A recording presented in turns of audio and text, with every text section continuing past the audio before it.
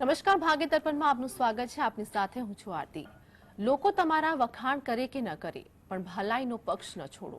આજના વિચાર સાથે ચાલો શરૂ કરીએ ભાગ્ય દર્પણ.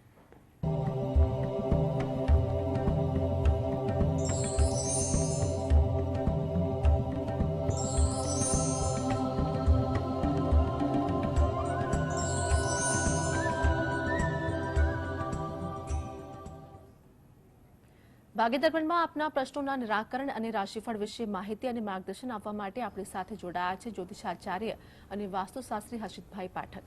હર્ષિતભાઈ, જીએસટીયુમાં આપનું સ્વાગત છે. નમસ્કાર. તો હર્ષિતભાઈ, સર્વપ્રથમ આજના પંચાંગ વિશે જણાવજો. હા, આજના દિવસની શુભ શરૂઆત કરીએ પંચાંગની જાણકારીથી. આજે વાર છે બુધવાર. વિક્રમ સંવત 2080 ચાલી રહ્યો છે. આજની તારીખની વાત કરીએ, તારીખ આવે છે 14 ફેબ્રુઆરી 2024. આજની તિથિની વાત કરીશું. આજની તિથિ એ ખાસ તિથિ છે. મહિનો મહામહિનો ચાલે છે, તેનો સુદ પક્ષ તેની પાંચમ છે. આજે છે મહાસુદ પાંચમ. નક્ષત્ર રેવતી આવે છે, યોગ શુભ આવે છે અને કર્ણ બાલવ આવે છે. આજની રાશિની વાત કરીએ. આજની રાશિ આવે છે મીન રાશિ, કે જેના નામાક્ષર છે દ, ચ, ઝ અને થ. સવારે 10:42 પછી રાશિ પરિવર્તન થશે. મેષ રાશિનો પ્રારંભ થશે, જેના નામાક્ષરો છે અ, લ અને ઈ. એટલે સવારે 10:42 સુધી જો કોઈ બાળકનો જન્મ થાય તો તેનું નામ મીન રાશિ પરથી પાડવું હિતાવહ રહેશે, અને ત્યારબાદ થાય તો મેષ રાશિ પરથી પાડવું હિતાવહ રહેશે. અને આ જ પ્રમાણે ગ્રહ ગોચર અને મુહૂર્તની પણ ગણતરી કરવાની રહેશે. આજના દિન વિશેષની વાત કરીએ તો આજનો દિવસ એ વિશેષ દિવસ જ છે. આજે છે વસંત પંચમી. વસંત પંચમી એ વણજોયું મુહૂર્ત કહેવામાં આવે છે. શ્રેષ્ઠ દિવસ, આજના દિવસની શ્રેષ્ઠ ઉર્જા હોય છે. આજના દિવસને સરસ્વતી પૂજન, શ્રી પૂજન પણ કરવાનું છે, કારણ કે આજે એમ કહેવાય છે કે મા દેવી સરસ્વતીનો આજે દિવસ છે. આજે તેનો આવિર્ભાવ થયો હતો. આજે મદન પંચમી પણ કહેવાય છે. આજે પંચક છે, જે 10:43 સુધી ચાલશે. વૈધૃતિ મહાપાત યોગ પણ સાંજે 8:21 થી રાત્રે 12:22 સુધી રહેવાનો છે. આજે વસંત પંચમી છે, તેનું વિશેષ મહત્વ છે. વસંત એ એવું ઋતુ છે કે જે શ્રેષ્ઠ ઋતુ ગણાય છે, કે જેમાં શ્રેષ્ઠ ઉર્જા રહેતી હોય છે. આજના દિવસે પીળા રંગનો ઉપયોગ કરવો જોઈએ, કારણ કે મા સરસ્વતીને પીળો રંગ જે છે તે એના માટે શુભ ગણાય છે. આજે મા સરસ્વતીના પૂજા કરવી જોઈએ. પીળા રંગનો કોઈ પુષ્પ વડે તેને પૂજા કરવી જોઈએ. વિદ્યાર્થી બંધુઓ માટે ખાસ વિશેષ કે આજે મા સરસ્વતીની બને તેટલી વધુ ઉપાસના કરવી જોઈએ, જેથી તેમને વિદ્યામાં તેઓ ખૂબ તેજસ્વી થઈ શકે. જી હર્ષિતભાઈ, હવે વાસ્તુ અને દર્શક મિત્રોની માહિતગાર કરજો. હા, વાસ્તુમાં આપણે વિશેષ વાત કરી રહ્યા છીએ, અને તે છે દિશાઓનું જ્ઞાન. સામાન્ય રીતે લોકો જાણતા હોય છે દિશાઓ, પણ દિશાને સમજવી ખૂબ જરૂરી છે. કે ચોક્કસ રીતે શાસ્ત્રીય પદ્ધતિ અને વૈજ્ઞાનિક પદ્ધતિથી જ દિશાઓનું જ્ઞાન મેળવવું જોઈએ, તો જ વાસ્તુશાસ્ત્રને સ્પષ્ટ રીતે સમજી શકાય. પૂર્વ દિશા વિશે સામાન્ય રીતે લોકો એને ઉગમણી દિશા કહે છે, અને કે સૂર્ય ઉગે એટલે પૂર્વ દિશા છે. પણ ખરેખર જોવા જાઓ તો સૂર્ય એ એક્ઝેક્ટ પૂર્વ દિશામાં આખા વર્ષમાં 2 જ દિવસ હોય છે. બાકી એની ગતિ થયા કરતી હોય છે ઉત્તર દક્ષિણ તરફ, અને એટલે જ વર્ષમાં ઉત્તરાયણ આવે છે અને દક્ષિણાયન આવે છે. ઉત્તરાયણ એટલે ઉત્તર અયન, એટલે ઉત્તર તરફ તેનું ગતિ, અને દક્ષિણાયન દક્ષિણ તરફ ગતિ હોય છે. જેમ કે હાલ આપણે ઉત્તરાયણમાં ચાલી રહ્યા છીએ. એટલે આ પ્રમાણે જો ગણતરી કરવામાં આવે તો તે ખોટી પડતી હોય છે.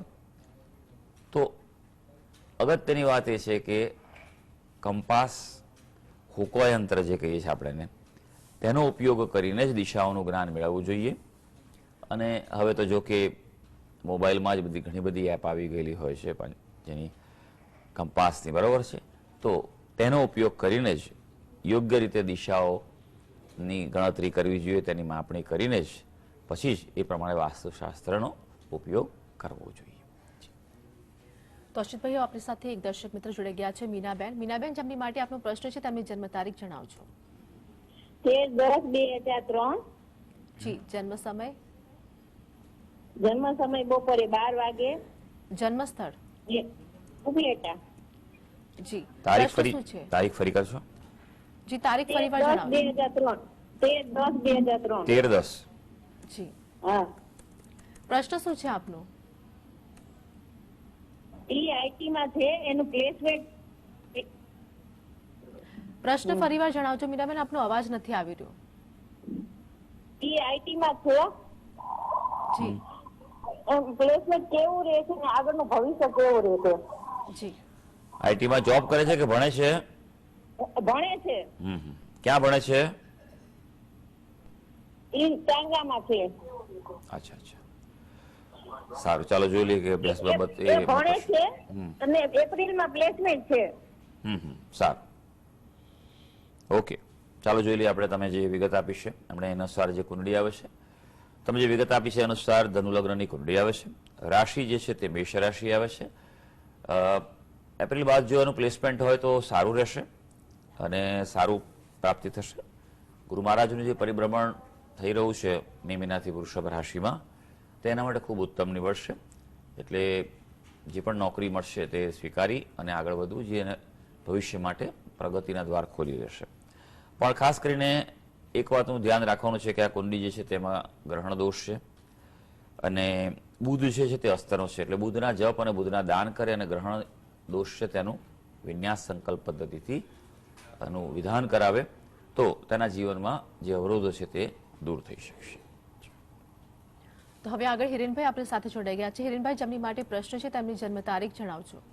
23/2/1994. જી. જન્મ સમય સવારે 7:20 અને જન્મ સ્થળ, રાજકોટ. જી. પ્રશ્ન શું છે આપનો?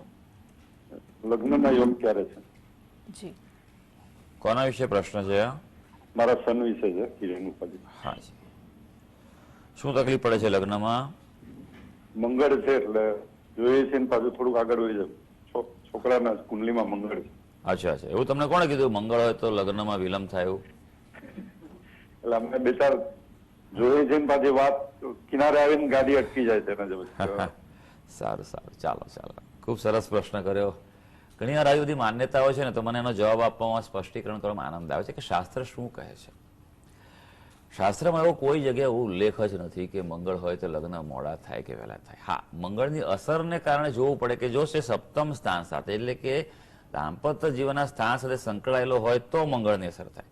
હા, માંગલિક કુંડલી છે તો છે, આ કુંડલીમાં મંગળ છે તો છે, પણ આ કુંડલીમાં મંગળ ઉચ્ચનો છે એટલે આ મંગળ તો નિર્દોષ છે ભાઈ, બરોબર છે. એટલે બીજું કે ગુરુ મહારાજ છે કે ત્રિકોણમાં છે, એ શુભ ફળ આપી રહ્યા છે. અત્યારે હાલ યોગ ચાલુ છે, તમે પ્રયત્ન ચાલુ રાખો, વિશેષ ચિંતાનું કોઈ કારણ નથી. અમુક વાર યોગમાં તકલીફ પડે છે. હા, બે વસ્તુ કરવાની તમારે ખાસ જરૂર છે કે શુક્ર આ કુંડલીમાં જે છે તે અસ્તનો છે એટલે શુક્રના જપ અને દાન કરાવો અને સૂર્યના જપ કરે. સૌથી પહેલા સૂર્યના જપ કરાવડાવો, એનું અનુષ્ઠાન કરીને કરાવો અને સૂર્યને રોજ જળ ચડાવે અને પ્રાર્થના કરે કે શીઘ્ર સારા પાત્ર સાથે વિવાહ થાય. આ કુંડલીમાં સૂર્ય અને શુક્ર જ લગ્ન માટેની ચાવી છે. બીજા કોઈ ગ્રહો કે નડતરની કોઈ ચિંતા વિશેષ કરશો નહીં. મંગળવાળા લોકોના લગ્ન મેં 22 વર્ષે પણ થયેલા જોયેલા છે, 21 વર્ષે પણ થયેલા જોયેલા છે. એટલે એવું મંગળ માટેનું મનમાંથી કાઢી નાખજો. આ બધી છે ને ઘણી બધી માન્યતાઓ આપણે ત્યાં ચાલ્યા જ કરતી હોય છે અને લોકો ચલાવતા હોય છે. પેલું આગળથી કોકે ચલાવ્યું એટલે આપણે ચલાયા કર્યું, પણ એવું નથી હોતું. ઘણા નથી કહેતા ગુસ્સો આવે તો કે મોતી પહેરી લો.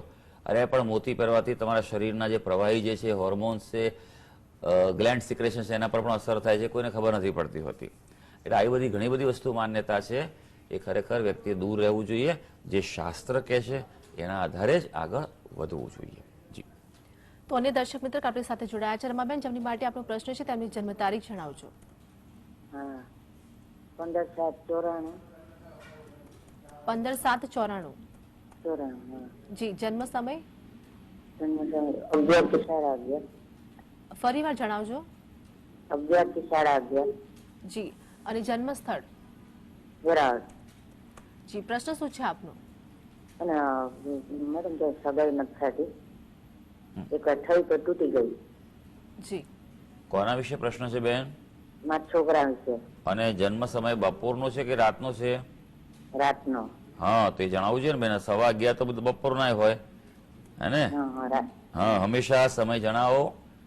હું આપણે એને બધા દર્શક મિત્રોને કહીશ કે સમય જણાવો ત્યારે હંમેશા કહેવું કે કયા સમય છે. કારણ કે આપણે ત્યાં આપણે બોલવાની ટેવ એવી હોય છે કે જેમ કે 11:15 દરેકની સામાન્ય વસ્તુ છે, પણ 11:15 એ બપોરના સવારના છે કે રાતના છે એ જણાવવું જરૂરી છે. ચાલો, તો આપના પ્રશ્નનો જવાબ આપું. આપણે જે વિગત આપી છે અનુસાર જે કુંડળી આવી રહી છે અને આજકાલ લગ્નના પ્રશ્નો ઘણા આવી રહ્યા છે, પણ એવું થયા કરતું હોય જીવનમાં, કારણ કે આપણા કર્મો અનુસાર આપણા જીવનની ગતિ હોય છે. પણ જ્યોતિષ જોતા પહેલા હું ખાસ જણાવી લઉં કે જ્યારે લગ્નમાં વિલંબ થાય, પ્રતિકૂળતા, અવરોધ આવે ત્યારે જ્યોતિષની સાથે વાસ્તુનો પણ અગત્યનો ભાગ હોય છે. માટે ઘરનું વાસ્તુ યોગ્ય વિદ્વાન વ્યક્તિ પાસે ચેક કરાવી અને તેના ઉપાયો કરાવવા, દોષ નિવારણ કરાવવું તે ખૂબ જરૂરી છે. વાસ્તુમાં આજકાલ સોશિયલ મીડિયાનો બહુ પ્રભાવ છે કે ભાઈ યુટ્યુબ પર હોય કે ફેસબુક પર જુઓ કે ઇન્સ્ટા પર બી બધે ચાલ્યા કરતું હોય છે, પણ ખરેખર એ બધા કોપી પેસ્ટ કરનારા જ હોય છે. સાચા વિદ્વાનો પાસે સમય એટલો બધો હોતો જ નથી, બરાબર છે? એટલે એ સોર્સ જાણવું બહુ જરૂરી છે, નહીં તો પછી ઓડનું ચોડ થઈ જતું હોય છે. એટલે એ વાતનું પણ ધ્યાન રાખવું. કુંડળી શું કે ચાલો જોઈએ. તમે જે વિગત આપી છે અનુસાર મીન લગ્નની કુંડળી આવે છે, કન્યા રાશિ આવે છે. થોડોક સમય આમ કહી શકાય કે હજી બાકી છે લગ્ન બાબતે. લગ્નનો યોગ જે છે તે 2024ના મધ્ય ભાગથી વધુ સ્ટ્રોંગ થઈ રહ્યો છે અને 2025 સુધી ચાલવાનો છે. એટલે એ સમયમાં શક્યતાઓ ખૂબ પોઝિટિવ છે, એટલે આ પ્રયત્ન ચાલુ રાખજો. બીજું, આ કુંડળી છે તે મંગળ દોષ નથી, માંગલિક કુંડળી નથી. આ પણ 1994 જન્મ છે. આગળ દર્શક મિત્રએ એમ કહ્યું કે મંગળને કારણે મોડું થયું, અમને મંગળ જ નથી બોલો, બરાબર? તોય મોડું થયું છે. એટલે આ જ વસ્તુ હું પુનરાવર્તન કરતો રહીશ કે શાસ્ત્રમાં જે નિયમ છે તે પ્રમાણે આપણે કરવાની જરૂર છે.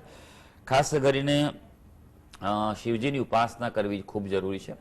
નિયમિત મહાદેવજીના મંદિરે જઈ દૂધ અને જળ ચડાવે અને પ્રાર્થના કરે તો, અને માતા ગૌરી છે પાર્વતી, એને પણ નમસ્કાર કરીને પ્રાર્થના કરે.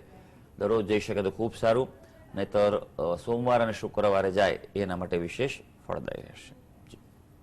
હર્ષદભાઈ, હવે આગળ રાશિફળની વાત કરીશું. મેષ, વૃષભ અને મિથુન રાશિનું આજનું રાશિફળ કેવું રહેશે?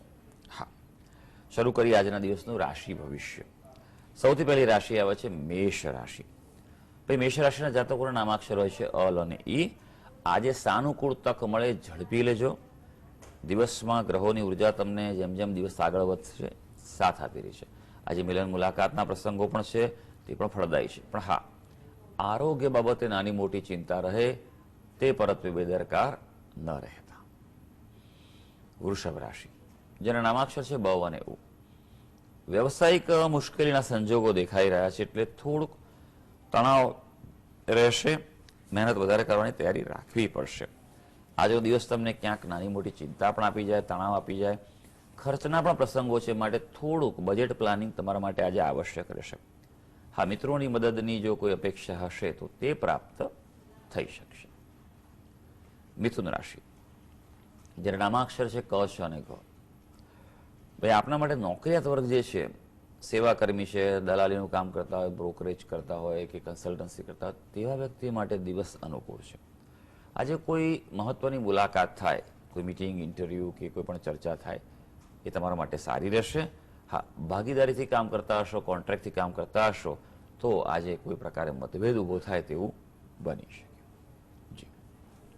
હર્ષદભાઈ, આગળ કર્કસિંહ અને કન્યા રાશિનું આજનું રાશિફળ કેવું રહેશે તે જણાવજો. હા, હવે કર્ક રાશિની વાત કરીશું.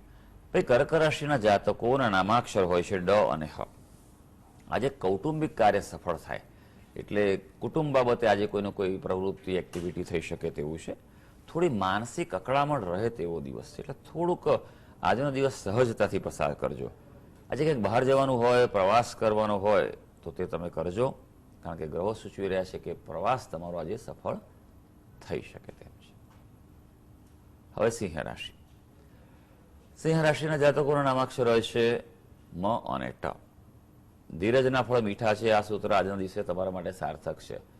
સંયમથી જ કામ કરજો. ચાદરથી વધારે પગલામાં ન કરતા, નહીં તો ક્યાંક ને ક્યાંક પરિસ્થિતિમાં પ્રતિકૂળતા અનુભવી શકશો.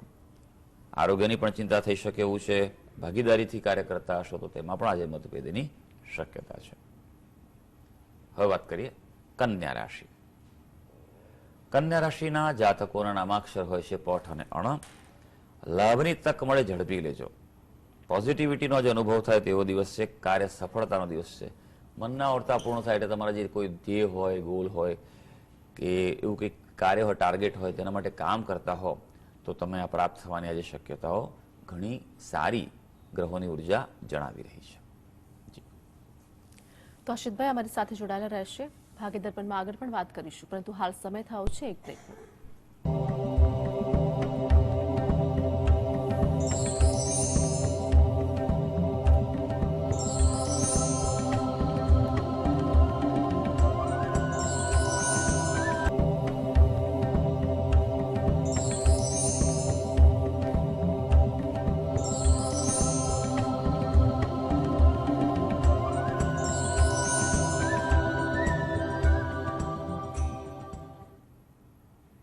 બ્રેક બાદ સ્વાગત છે. તો હર્ષિતભાઈ આપણી સાથે જોડાયેલા છે. હવે આગળ રાશિફળની જ વાત કરીશું. તુલા, વૃશ્ચિક અને ધન રાશિ વિશે જણાવજો.